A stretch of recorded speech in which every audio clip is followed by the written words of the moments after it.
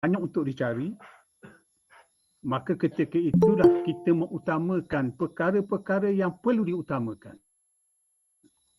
Yang disebut al-awlawiyat. Perkara-perkara yang perlu diutamakan dalam hidup ni. Masa sedikit. Nak capai semua sekali, kalau masa muda lain. Tapi kita yang berumur ni, terutama sahabat-sahabat kita, termasuk hamba juga, berasa tua dah. Jadi perlu kita utama dulu. Dalam apa-apa bentuk. Yang pertama, kita kena faham pekoh keutamaan. Pekoh pertama, atau kepahaman yang pertama, al-fiqhul awal. Al-fiqhu al-awal. Redha Allah. Kita nak cari keredaan Allah. Ngaji dah. Banyak dah kita ngaji. Tapi kerja-kerja kita mungkin tak sampai nak cari keredaan Allah. Lalu Allah Ta'ala menyebut siapakah di antara orang-orang yang diredai oleh Allah. Dalam surah Al-Bayyinah. Innal ladhina amanu wa amilu salihat. Ulaika hum khairul bariyah. Jazaa inda rabbihim jannatu adnin tajri min tahtiha al-anhar. Khalidina fiha abada. Waradu anhu dhalika liman khashiya rabbah. Sesungguhnya orang-orang yang beriman dan beramal soleh itu adalah gulungan kejadian Allah yang amat baik. Pahala mereka adalah syurga-syurga Adnin yang mengalir dari bawahnya sungai-sungai. Keadaan mereka kekal di dalamnya selama-lamanya. Allah redha terhadap mereka dan mereka redha terhadap Allah. Itulah kepada sesiapa yang takut akan Tuhannya. Pertama, beriman dan beramal soleh. Tuhan selalu sebut bukan beriman saja, teori. Keyakinan dalam hati berserta dengan amalan. Amalan itu pula amal yang baik, yang solehat. Kemudian, perbuatan mereka itu, pahala mereka dapat syurga. Kerana dua perkara tadi, mereka redha. Tapi dengan syarat kepada orang yang takut akan Tuhannya. Ada satu lagi dalam hati ini. Kena takut kepada Tuhan. Allah Ta'ala lebih besar daripada segala makhluk. Itu fiqh yang pertama, keredaan Allah. Al-fiqhu tsani, kepahaman yang kedua, maraji'il hidayah. Kadang-kadang kita berasa kita bagus dah, rojokkan kita benda lain. Maka tempat rojokkan mendapat petunjuk seperti mana yang saya disebut kitabullah, Al-Quran, sunnatul Rasul, sunnah Rasulullah SAW, jemaah ulama, kesepakatan para ulama, termasuk para ulama ini ada minas sahabah, daripada sahabat-sahabat, wa tabi'in dan tabi'in. Serta qiyas al-mu'tabar, yang terang lagi nyata. Apabila kita menyiasat sejarah syariat Islam, maka ada syariat memang daripada Rasulullah SAW kita, tapi ada syariat apabila sahabat buat menjadi hukum fiqh. Seperti ban sekali dan ban dua kali hari Jumaat. Ban satu kali hari Jumaat ialah zaman Rasulullah, Abu Bakar dan Umar. Ban dua kali hari Jumaat ketika Sayyidina Uthman jadi khalifah. Maka ia disabitkan syariat dalam Islam. Begitu juga contoh Zaman Rasulullah tidak ada tarawih.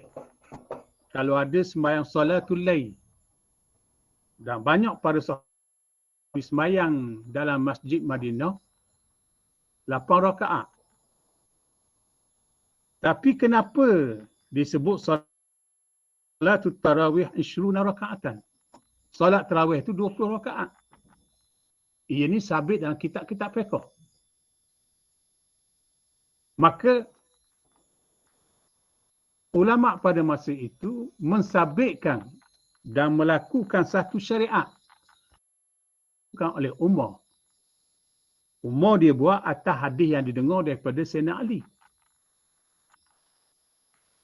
Disebut Ramadan. Malaikat di kandang Kudus akan turun ke bumi. Sesiapa yang atau malaikat menyentuhnya, dia akan mendapat fadilat yang besar. Lalu Umar kata, kalau begitu malaikat suka masjid. Semasa zaman Rasulullah dan Abu Bakar, masing-masing sembahyang di masjid itu banyak imam. Jorono dengar ada orang sembahyang, jorono ada sembahyang, jorono ada sembahyang. Jadi zaman Umar sebagai khalifah, dia kata satu bacaan je, maknanya satu imam je. Dan dia lakukan, dia tanya Aisyah, bayang Nabi waktu malam hak mana paling banyak? Aisyah kata 20. Lalu dia buat 20. Ini di atas usaha Umar Al-Khattab dan ia menjadi sumber syariat di peringkat sehingga hari ini. Kerana hadis Rasulullah SAW menyebut, ashabi kan nujum bi ayyihi muqtadaitum ihtadaitum. Sahabat-sahabatku seperti bintang-bintang di langit. Mana kamu ikut, maka kamu dapat tunjuk. Maknanya Nabi mengakui perbuatan sahabat itu menjadi syariat di dalam Islam. Ikut sahabat mendapat petunjuk. Jadi kita jangan petikar. Persoalannya hari ini, orang nak petikar. Itu perbuatan Umar. Jadi kita tanya, perbuatan Umar menyalahi syariat ke? Nak buat 20. Tak berbuat pun tak apa. Jangan menjadi satu perbalahan. Cuma kita pilih hal apa ni akulah. Kerana aku jenis malah. Kalau mayang 20, mayang tak ada temani, baiklah kita bayar. Sikit. Itu je. Salah ke main 8? Tak salah. Itu. Cuma jangan salah menyalah antara satu pihak. Itu nak perlu pada kepahaman fiqh. Al-fiqhu tsalis. Kepahaman yang ketiga. Marahilut tarbiyah wal waqtu qasir wal ajal qarib. Peringkat-peringkat tarbiyah. Sedang waktu itu pendek dan ajal hampir nak mati. Jadi, tarbiyah ini banyak ayat mengulang-ulangkannya, termasuk dalam surah Ali Imran ayat 168. Allah Ta'ala berfirman, laqad mannallahu 'alal mu'minin idh ba'atha fihim rasulan min anfusihim alaihim ayatihi wa yuzakkihim wa yu'allimuhumul kitaba wal hikmah wa in kanu min qablu la fi dhalalin mubin. Sesungguhnya Allah menganugerahkan ke atas orang-orang yang beriman kerana membangkit di kalangan mereka seorang, yakni Nabi Muhammad sallallahu alaihi wasallam, rasul daripada jiwa-jiwa mereka, daripada bangsa anak bangsa mereka. Apa tugas rasul? Yatlu alaihim.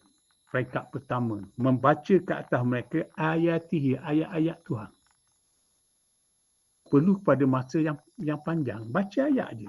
Dengar dan faham. Peringkat yang kedua, wa yuzakkihim. Mentazkiyahkan mereka. Tazkiyah ini makna baca, faham dan beramal. Yang ketiga, wa yu'allimuhumul kitab wal hikmah.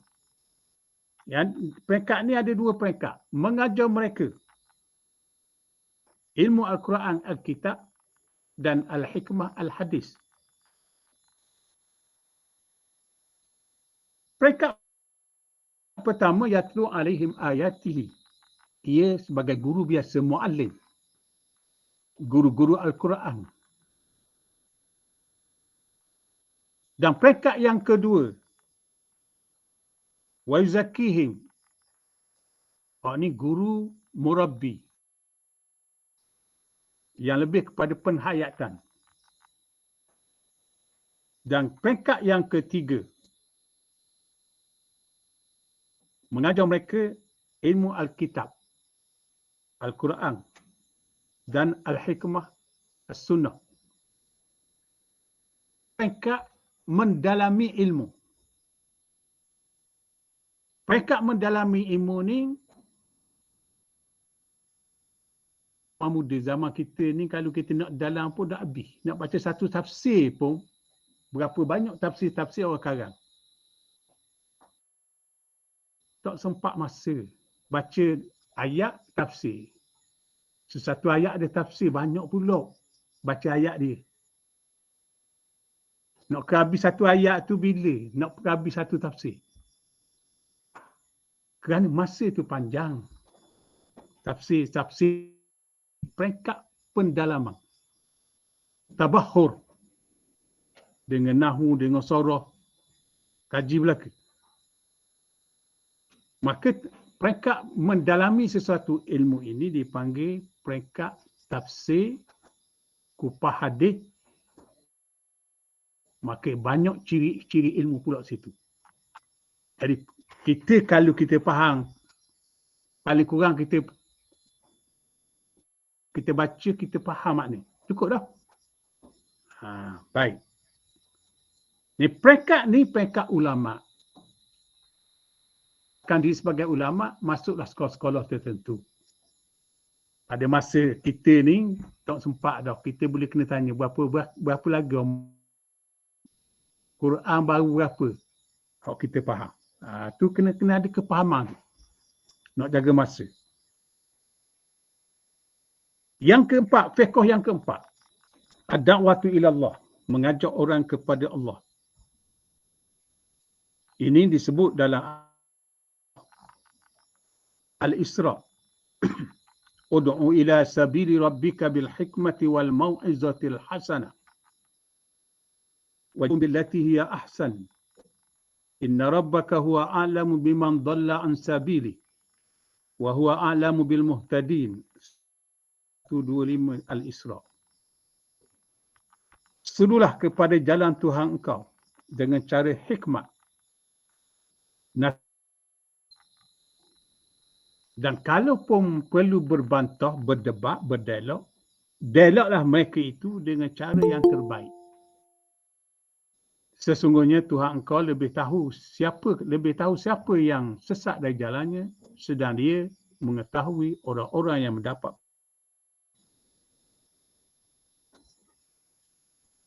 Di antara banyak-banyak kerja Allah dalam apa-apa bentuk sekalipun. Al-fiqhul khamis. Yang kelima, al-jihadu fi sabilillah. Berjihad pada jalan Allah. Allah mengajak kita berjihad lalu menyebut ya ayyuhalladzina amanu hal adullukum ala tijaratin tunjikum min adzabin alim. Orang-orang yang beriman, adakah aku tunjukkan kamu di atas suatu perniagaan yang menyelamatkan kamu daripada azab api neraka? Nabillah wa rasuli wa tujahiduna fi sabilillahi bi amwalikum wa anfusikum. Dalikum khairul lakum in. Kamu beriman dengan Allah dan Rasulnya. Pertama, kita cari keyakinan dengan belajar. Dan kamu berjuang, berjihad pada jalan Allah dengan harta-harta kamu dan jiwa-jiwa raga kamu. kamu jika kamu mengetahui. Fiqhus sadis, pekoh pengertian atau keenam, zikrullahi akbar. Mengingati Allah itu yang lebih besar. Dalam banyak-banyak amal soleh yang paling baik adalah zikir kepada Allah. Yakni mengajar hati kita selalu ingat kepada Allah, tidak lalai kepadanya. Ala ukhbirukum bi khairi a'malikum wa azkaha inda malikikum wa arfa'iha fi darajatikum wa khairin lakum min ta'ati adh-dhahab wal fiddah wa min an tulqaw aduwakum ghadan fatadribu a'naqahum wa yadribu a'naqakum. Qalu bala ya Rasulullah. Qal dzikrullah. Aku beritahu pada kamu dengan sebaik-baik amalan kamu, sebersih-bersihnya di sisi pemilik kamu, yakni Allah, dan paling tinggi pada darjat kamu, dan paling baik pada kamu daripada menerima emas dan perak, dan daripada kamu bertemu musuh kamu esok, lalu kamu tukar, kamu pancung tekuk mereka kamu. Mereka menjawab, benar wahai Rasulullah. Nabi bersabda, zikrullah, zikir pada Allah. Baik, selepas kepahaman ini, depan kita ni masa yang terluang. Carilah kepahaman aulawiyat, benda-benda yang perlu kita utamakan. Yang paling hebat sekali ialah hifdhu ma'rifatin batiniyah. Menjaga makrifah batin. Dalam kita kena faham juga. Iaitu kena ada sifat as-sabr wa syuk wa rida. Sifat sabar, syukur dan rida. Diriwayatkan dalam makna ini suatu perkhabaran dalam hadis kursi Allah Ta'ala berfirman, ala balai wa yarda bi qada'i wa yashkur na'ma'i falyattakhidh rabban siwa'i. Yang tidak sabar di atas ujianku, tidak reda dengan qada'ku, penentuanku, dan tidak bersyukur di atas nikmat, maka carilah Tuhan yang lain selain daripadaku. Begitu Tuhan kata. Orang tak bersyukur ni mencari Tuhan lain, tidak sabar.